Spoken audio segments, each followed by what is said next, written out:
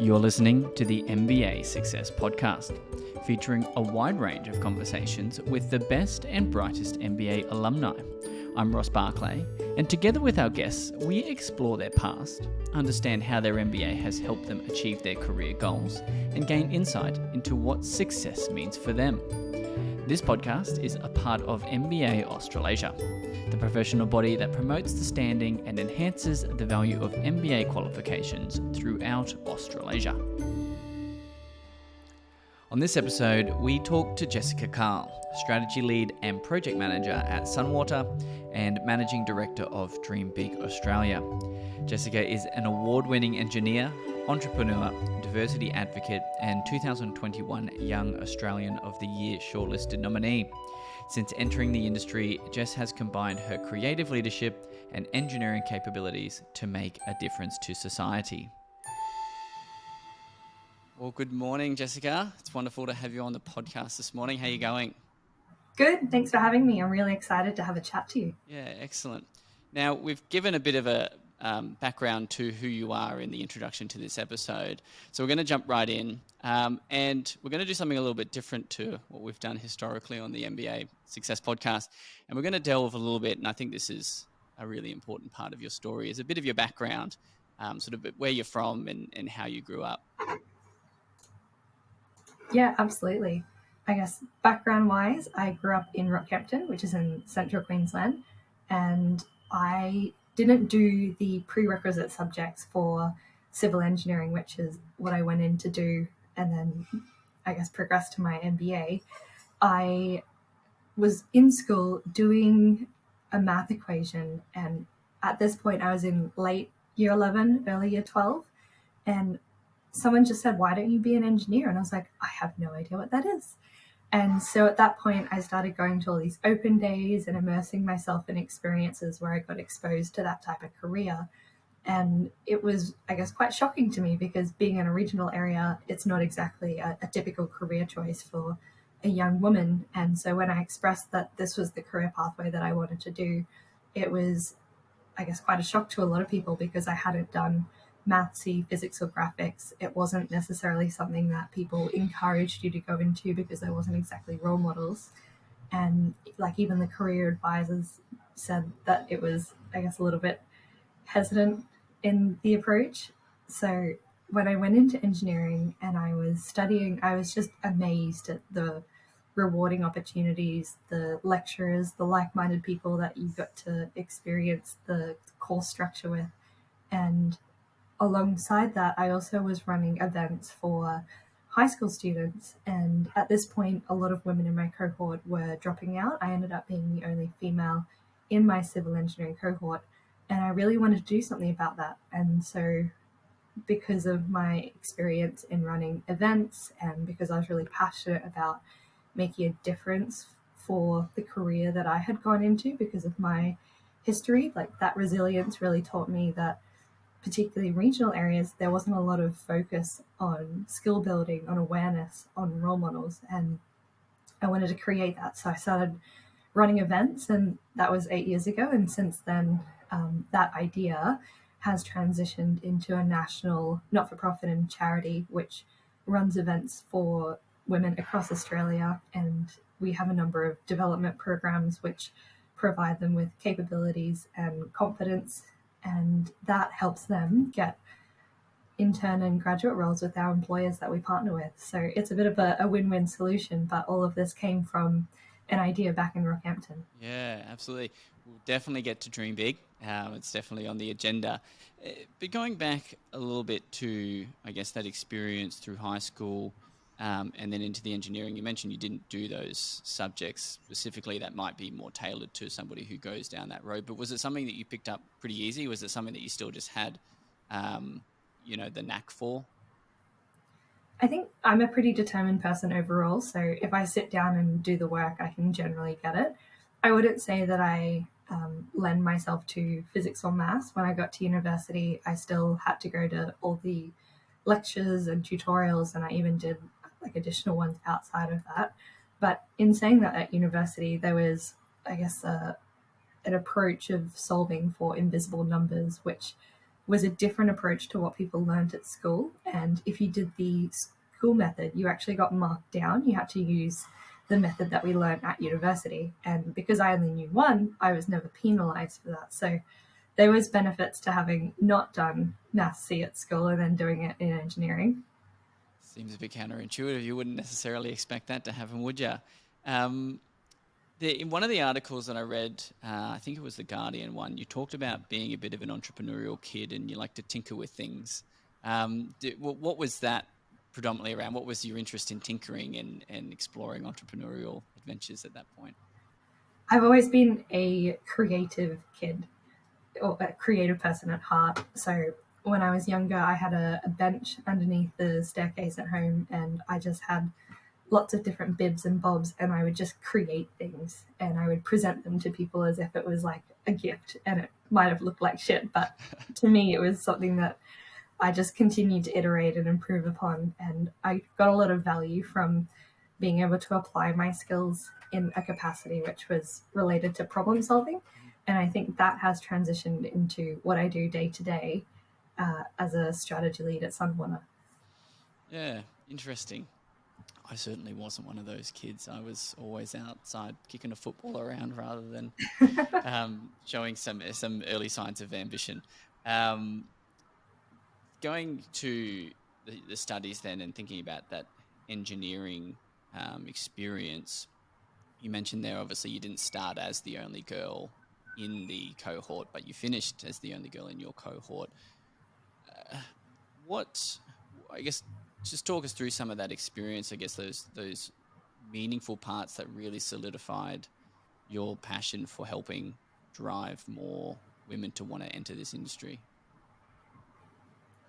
I think, I guess, starting with the women in my cohort, the dropout rate was for a number of different reasons, and role models, I think, has a bit to do with it.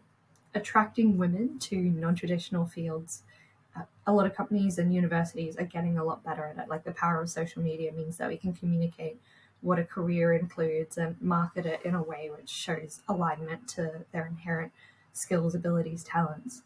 I think where we often think that problem occurs is the retention, because you get involved and you don't have the support and resources to understand where your career pathway might go. And there's also a lot of tensions for students at university, like the cost of living is really high. And so for some of them, they had to decide if they were going to do full-time work or part-time uni, and that choice to them became too difficult. And so for a number of different reasons, that became what they chose to do. And I think this comes into the conversation about diversity and inclusion as well, because as organizations, as managers of teams, as people, I think we all set a standard for the environment, and we all have to work together to help it flourish. It's not like it's one one person's problem if there's a retention issue or an attraction issue. It does come down to what do we all hold ourselves as a standard to, because if someone at university is expressing challenges about that career or that subject, there has to be the right support for them. Otherwise, they begin to feel like they can't succeed. And I think that vulnerability is something that as a young person you don't learn until you kind of get into your like later stages of adult life, where resilience and how you deal with complex challenges really comes into it. Mm-hmm. Yeah, there's a level of experience that you need to go through over time and just have enough of those to build that, I guess, knowledge bank for lack of a better term. This is going to start weaving into the dream big space a little bit, just because of that territory of what you're talking about. But giving what you guys are doing at Dream Big and providing that more exposure to what this looks like, and to your point, being able to see career opportunities and be able to map that out in more detail. This might be contentious talking about someone like Jordan Peterson, but he developed with some of his colleagues a thing called the self-authoring suite, where they ran basically this trial where they go through and get the students to map out like their past history, their present history, and then talk about their future.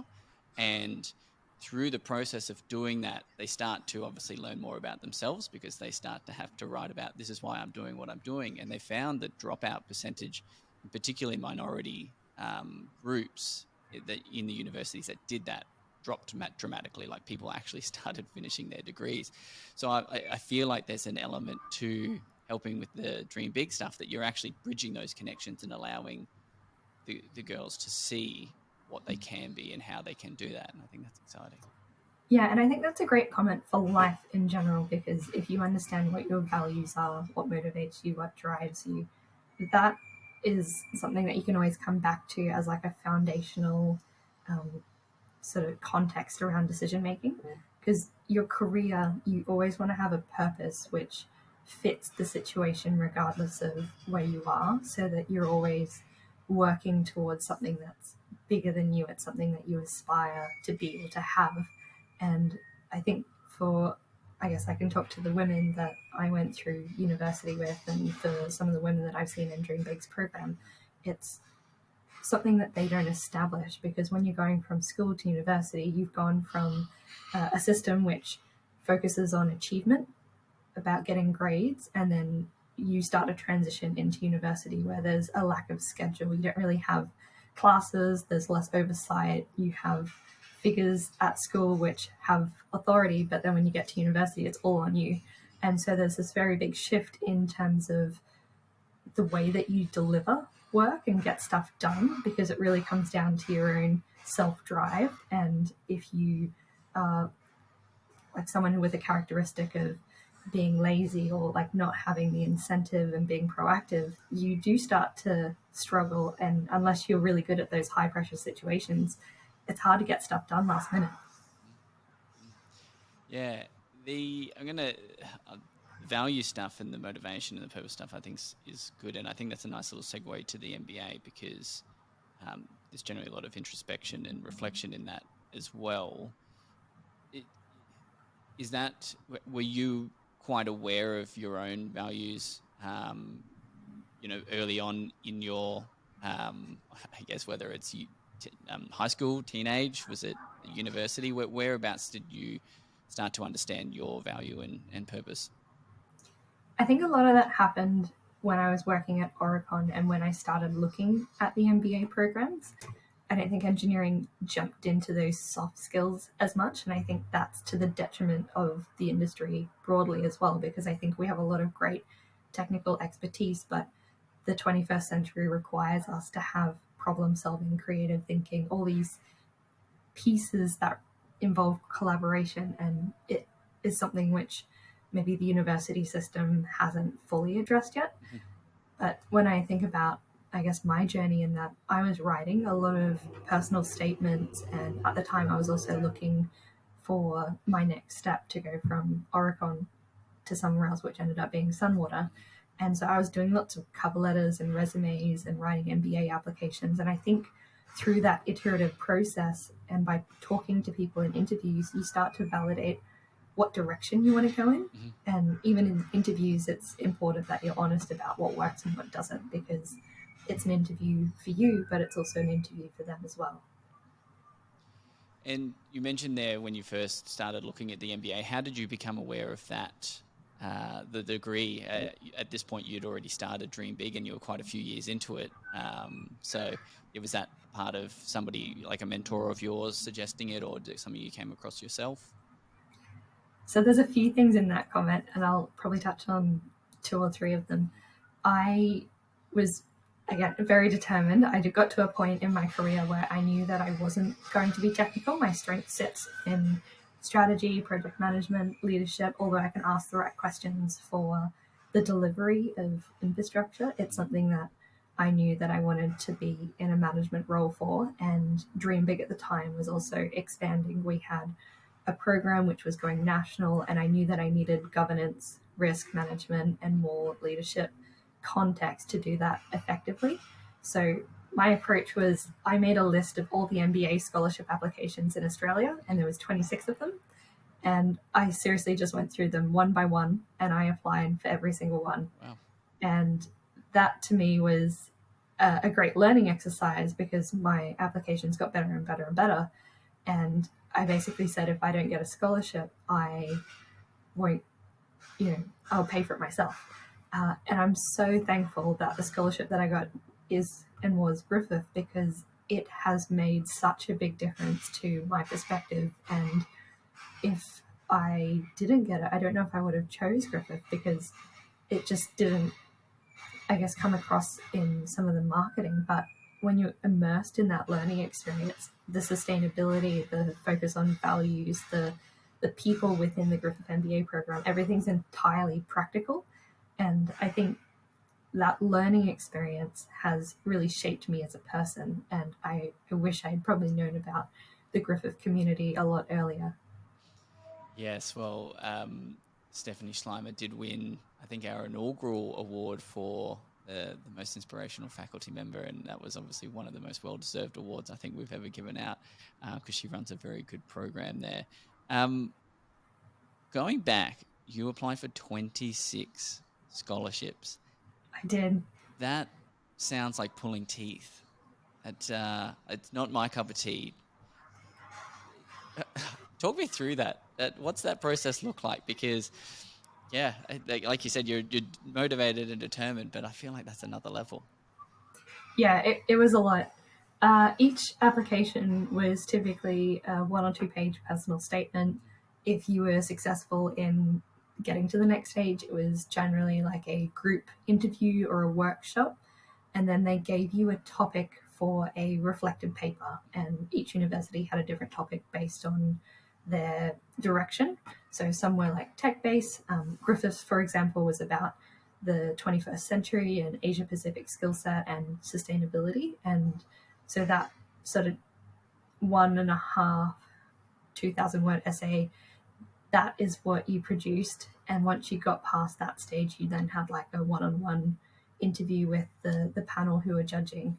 For 5 of them, I got to like a reflective paper or interview stage. And I think it comes down to luck as well. Like, it really has to be about you as a person being the right brand and aligning with what that university really wants to see in the talent that goes through its program.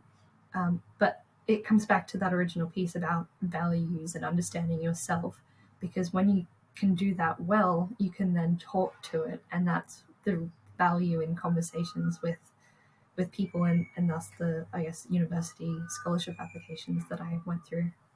On your profile for the Dream Big website, you talk about storytelling. It uses the word storytelling. How did that process help you tell your story? I think a lot of my stories center around resilience and some of those hurdles that I've had to overcome to be where I am today. And like Dream Big's one of them, where I started a not-for-profit and I had grand ideas of it being big, but I had no idea it would be this big. But there was a number of situations where I pitched the idea and people were like, no, never going to work. And that was something that I could have said, okay, and just moved on. But I had the resilience to overcome it because I really believed in the idea. And then twofold at work, there's situations as someone who is a female in a non-traditional industry. I am by far the youngest person in the role and team that I'm in. And there's a number of situations where I like to be extroverted and very bubbly, but when the time comes to get serious, it really surprises people. And I think that teaches you that the stereotypes that we have in the industry really do have a bit of a spectrum, and the awareness of people experiencing that as well. And sticking with that storytelling element, is there something you found with storytelling that you find particularly powerful? Do you see enough people paying enough attention to the stories that they tell, or just continuing to dive a bit into that?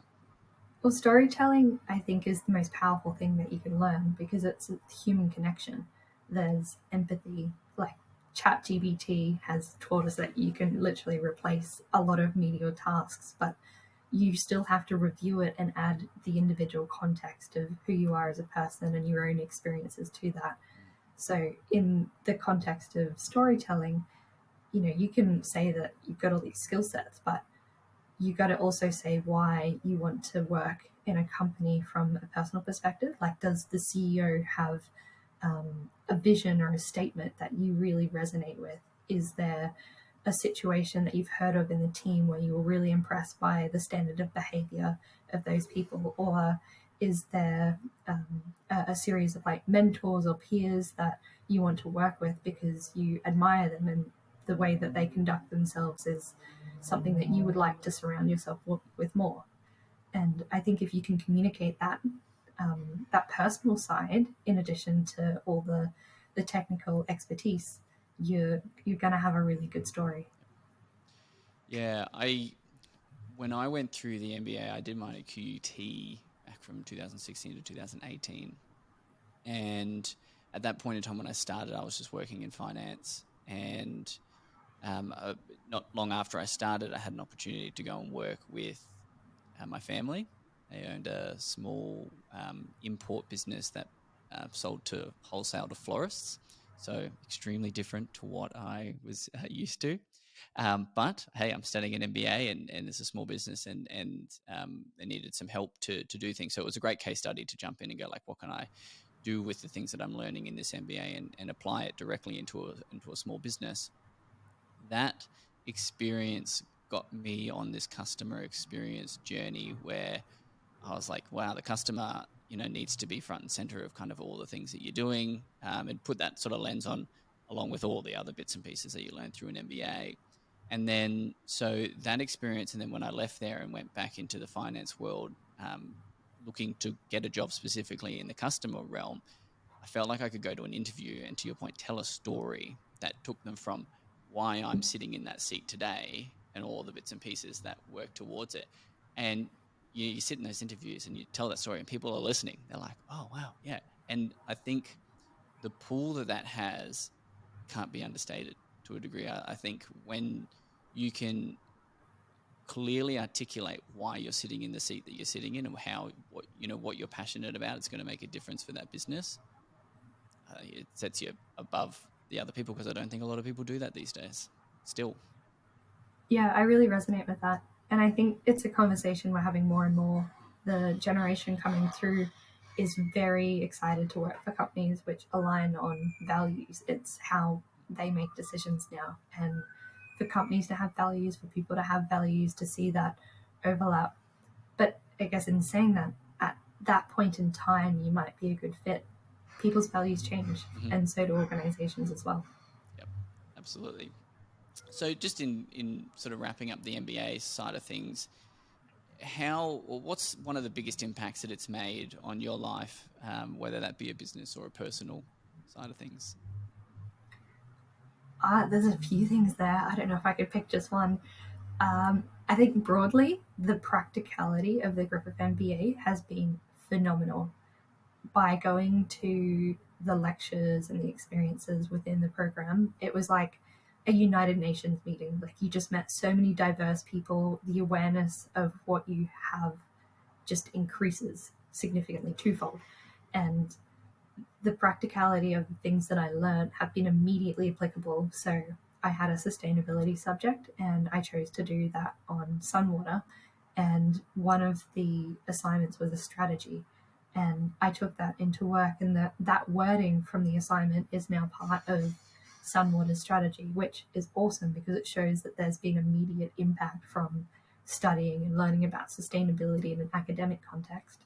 And then similarly for marketing, when I went through that course, there was like a marketing funnel, and you had to identify how your branding strategy was going to fit within the context of your industry. And that is what we use at Dream Big. It's how we have enhanced our partnerships and the way that we market ourselves to organizations so that we can help their diversity and inclusion journey towards greater maturity.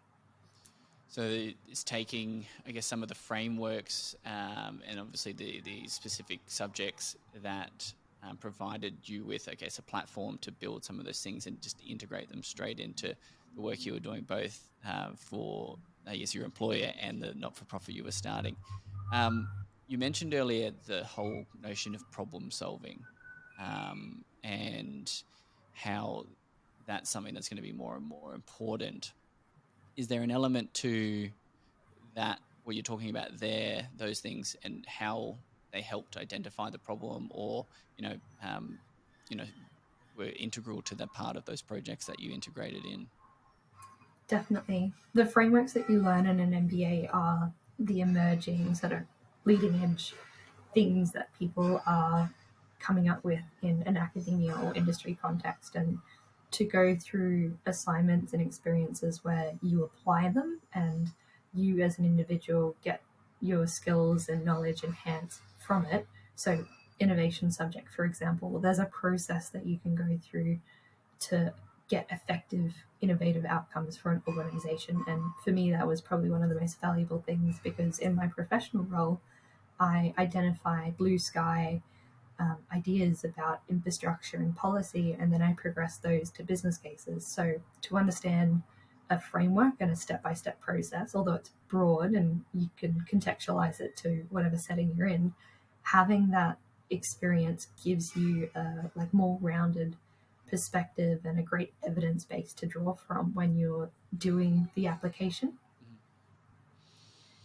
Yeah, it was a bit of the conversation that I had with the previous guest. We're releasing that podcast shortly. Raja, he also had an engineering background and went to study in Cambridge, and we had a quick chat around why is problem solving and problem identification specifically not more of a trait that we see in other parts of academic, things outside of the master's type of thing. Like, in doing a bachelor of business, I don't remember really any of those sort of problem, design thinking, innovation type subjects where you actually learn any of that stuff. Have you been able to put a finger on why you think that might be still at this point? As to why it got included within the MBA program, No, is why we don't see more of it, given how important it is. I think it's one of those things which is easy to fall off when you've got critical deliverables. It's sometimes not perceived as necessary to get something done. I guess in a day-to-day setting, if you think about planning how you're going to spend your Saturday, sometimes you just go out and do it. You don't necessarily think and go, oh, I need to go to the grocery store, I need to go catch up with this friend. Obviously, if I go to Bunnings to return something, I need to plan to take that with me. So a lot of the time we just jump straight into execution, and as engineers, I think we are very, very much the people who do that. And if we just stop and think and reflect and plan that out, which is what design thinking does, it gives you a framework which is evidence-based to draw upon to get the right solutions collaboratively. Yep. Yeah, I think that's actually a good point. We'll move through a bit more of that career side of things. And the one thing that struck me when looking through your work history and the studies that you were doing is you've got a lot on. You manage a lot. So between the studies, you've also done the AICD course. You're a chartered engineer as well, I believe. Your work at Sunwater and being the founder and director of Dream Big Australia. How do you manage your time? Like, what are the ways that you make sure that you're prioritizing your tasks effectively and not letting things slip? It's a great question, and I get it a lot because everyone's like, how do you fit it into your day? I think practically, I live alone, and I think when you don't have a family and other commitments, I think that plays a big part. Mm-hmm. But I think broadly, dream big, my work, these are all things that I love doing. And I think when you love what you do, the overlap for it becomes less of a challenge. So Dream Big, for example, we have a team who work every day, and obviously I have a day job. Mm-hmm. I won't be able to respond to everything during the day because I've got a professional experience piece that I need to go deliver upon. But I can respond to those in a text message or outside of work, for example. And I think I just find ways to make it work. Like if the goal is there, you always try to think about how you could go about achieving it. And the outside of work, do you have a specific way that you look to keep your body, your mind in the shape that it needs to be to continue to perform at a high level? Yes, I do. I've actually almost finished an 8-week challenge. So I go to body fit training, and that for me has been one of the best things that I've done this year because towards the end of the MBA, I just wanted to smash it out. I did all of my subjects in like a year and a half, which is nuts when you work full time. Yep. So I was obviously burnt out. And there was just a lot of things at that point in time, which, if you think of it like a cup, everyone has a certain amount of water in their cup. And mine had very little contingency for things to happen in my life. And everything just happened all at once. And so my cup just overflowed and I needed to reset and recenter. So doing exercises in the morning. So every day I get up and I go to gym for sort of 45 to 50 minutes and have a workout, spend time with friends. I've got rituals where I grab coffees with certain people because I really enjoy having like strong people in my life that I can bounce ideas off. And I think it comes back to your point about mentors and who I connect with. My philosophy is actually about I have 5 mentors, 5 peers, and 5 mentees Mm-hmm. because you want to be the person who I guess brings those insights from the people in your life. Like you become a reflection of that, and you got to choose those people wisely because they build you and you build them. Yep. So sticking with that mentor side of things, how have you? How do you? How did you approach that for somebody who doesn't have a mentor, or and doesn't mentee anybody? What would you tell somebody as a place to start on that journey? I think it's always a conversation, at least initially. My first mentor was my first boss at Oregon, John Searles, who is now on the board of Dream Big Australia. And that philosophy about the 5 people you surround yourself are the Mm-hmm. reflection of you, that was his motto. And I've adopted that in my life because he has the same, and I obviously really admire him. I have brought people into my circle by a number of different means. Some of my peers in that network are people that I've met through Marketplace, through selling items. It's just so random. Some people I've reached out to because I listened to a podcast and I was like, that was awesome. I'd love to hear more. And I think it's about taking the initiative and having that real human connection. And it comes back to what we were talking about before about storytelling. Yep. You've got to be authentic with who you are and what you want. And sometimes it is worth just putting yourself out there and saying, that's cool. There's naturally a big fear of rejection. I can imagine when somebody goes and asks a mentor if they'd like to, or a person if they'd like to be their mentor. Is that something that you struggle with at all? And if there was, did you have any tips around how to overcome that? Well, I think it's always iterative, and I think it's natural to get a no. Mm-hmm. And I guess as a person, I'm a little bit more fearless. So I think it's always worth asking the question. If you get a no, then you can ask someone else. Like, there's heaps of people that would love to be your mentor, and vice versa, have a mentee. Yeah, when I first asked the first gentleman that to be my mentor, I can tell you it was a fairly nerve-wracking experience. And I feel like for some reason in my head at that time it was a case of oh, am I asking too much? Is it something they're going to want to do? And these sorts of bits and pieces. And when I shared that, he was like, "You don't need to worry about that. Like, that's my decision. If it's enough for me or too much or whatever." And it told me that it's like, yeah, you can't make assumptions for the other person. All you can do is ask the question, and if they're interested and have the capacity to do it, then you're likely to be in a good position for Yeah, that. absolutely. It's only going to work if both people want it. Yeah, yeah, and there's no reason to not enough reason to stress over yeah how that might play out. Now, we've kind of touched on this a little bit, your journey through the engineering, but again, being a predominantly male heavy industry, how how have you navigated that landscape, and looking at the next role that you wanted to take and maximizing your performance within the business?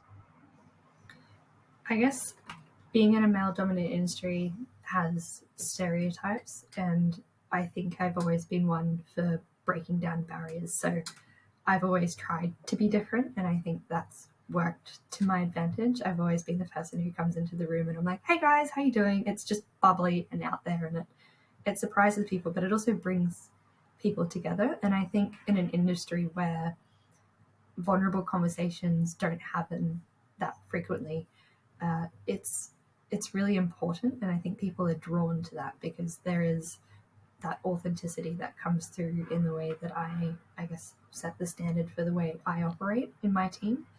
I guess there's been a number of career challenges with people or situations that have given me learnings. You always have a bad boss at some point in your career. You're always going to have a situation where you feel like you failed. But it's about the learning that you take from that experience in moving forward. Because, for example, with a bad boss, you know what not to do when you're in that position. So you try to think about the inverse of the situation to get a learning from it. And I guess the perspective that I have gained has come from mentors that I've spoken to when I've come across challenges. And I might have asked 5 people all at once what they would do, but at the end of the day, I can take the learnings from what they would do, from their advice, and I might have an epiphany which is completely different but incorporates some of that learning and feedback from their journeys. That's very interesting. This question just came to me a lot as we were going. And funnily enough, through all the research, it's not something that did cross my mind. But I've there's no agenda to this question. It's literally just asking about your experience. Is an industry like engineering just male heavy as a consequence of um, just like more the I guess the type of work, or did it seem that it was purposely male heavy in the sense that they made it hard for women to be involved in it?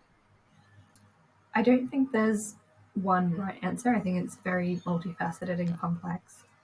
If I compare it to like the medical profession, for example, with the transition of nurses and doctors and the gender disparity that we've seen in those professions, there is, I guess, some sort of recognition to the physical limitations of women. Because in a construction industry, if you're a construction worker versus an engineer, there's certain things that I can't do. I'm not strong enough to lift certain things, and I think that places a limitation on me entering those fields. It's not saying that I can't do it, but it just means that you're going to typically have more men in that industry because of the physical barriers for women. But I guess in engineering, the intake of men and women is becoming a lot better. We've seen a little shift of the dial, but I think it also comes back to the conversation we had about awareness and retention and attraction, because it's great to get women in the industry, but as a society, it's important to recognize that genetically women at some point do have kids, and you do need to take time off work. And I guess in an economic sense, you're punished for that because you don't have the ability to have an earning at some point in your career. You're perceived as less driven because you're taking time off to value other things. So it's very complex. Yeah, definitely needs that cultural shift for us to value certain things. To your point, that it's not seen as being less driven; it's just seen as life, and we can hopefully shift how we think about that. Oh, I had another question there, and now it's gone. Hopefully, it comes back. But we might move on to Dream Big Australia because I think the work you're doing there is very exciting. Actually, okay, it came back. The Obviously you've got a goal to try and get more women into STEM and STEAM stuff, and obviously with you being an engineer, that being obviously a key focus. Do you see in your lifetime getting to that point where it can get to a 50-50 type of equality measure, or is that still going to take a lot more time? I think that we can get to that measure. I don't think it's the only measure that's important though, because it's a conversation about, do you have quotas or do you have targets? Because I think quotas, sometimes you put women into roles where they fill the position and you kind of tick the box, but are they supported? Do they have the right people to guide them? And are they, I guess, culturally accepted into the team as a leader as well? So in addition to like a 50-50 metric, I guess you also have to consider some other qualitative considerations, like, are they empowered? Do you have the right engagement and participation? Do women aspire to stay in those industries once they're there? And I think that's where targets become more important than quotas, because targets recognize that you might not get there, but the targets might have some metrics around merit. I guess there's the debate about if you have a man and a woman who are of similar skill set, but the story of the male candidate aligns more to the organization. A quota would force you to choose the female, but a target recognizes that the team really wants that cultural fit. And, given that your team is somewhat diverse, I think there's a decision point there which a target allows for more, like gender disparity outcomes. Yeah, and the target, I guess, provides more of an opportunity for conversation across different industries as to your point, what are those qualitative measurements that might make a target different in one place rather than another? Yeah, interesting. The question here from a Dream Big Australia that I had written down was, I think, so you started Dream Big in 2014, 2015. So that's sort of 8-9 years now. And you just finished your MBA. What might have you done differently, if anything, if you'd started Dream Big now? Oh, that's a really good question, because I don't think I've ever had that question before. I think at university, I was just so gobsmacked by the lack of support and development. I just had this innate need and drive to try and address it. I think right now I would have a lot of conflicting priorities given that I am in my career. It's sometimes difficult to prioritize what you want to start. If I had to start it now, though, there's a lot more that I've learned about business and how to go about getting your pitch and making sure that your value proposition is robust before you start delivering it. It's important to get your clients on board and then agree to go execute. It's a really good question. I'm going to ponder on it. Yeah, no, excellent. Maybe you can do a post on LinkedIn or something about it at some point. Well, I think it's probably a pretty good place to stop. One question that we always finish with on MBA success is, what does success mean to you? Success to me, I think, is about feeling free and home at the same time. And I know that's very poetic, but I guess in a career or a role, I've got to enjoy what I do. I've got to be challenged, and I've got to like and respect the people that I'm working for, particularly my manager. And I think if you can tick those three things, I'm really happy. But I guess broadly, I don't look at a role and a title and see that as success. I look up to people and I ask myself, do I admire them? Is that someone that I would like to be like? And I try to find those people to work with, because I think every day you want to actively choose to invest your energy into the right thing. You got to prioritize the people who invest in you. And I think for me, success is making those choices where you get that return back to yourself so that you feel more fulfilled. Excellent. I love it. It's very intrinsically fulfilling as opposed to the extrinsic side of things. I guess, is there anything else you'd like to share with the audience before we wrap it up today? No, I've had a great conversation. Thank you so much. No, it was a pleasure. I feel like we probably could have gone on for a lot longer. I have a lot more questions here that we didn't get to, but maybe we'll pause them for another time. But again, thanks very much for coming on the podcast today, Jess. Awesome. Thank you.